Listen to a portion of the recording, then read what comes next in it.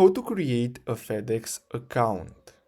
So basically what you're gonna have to do is simply go to fedex.com and then you're gonna have to simply click on sign up or login in the top right corner. Then what you're gonna have to do is simply click again on sign up and login, and then the next step is to simply wait until this loads up, and then you're gonna have to simply click on create a user ID.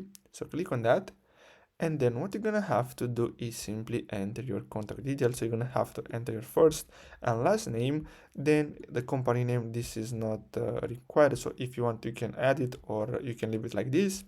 Then simply choose your country and the contact address, and basically that's it. Then you're gonna have to enter your login details. So basically this means that you're gonna have to simply enter your email and create a password, and that's all you have to do.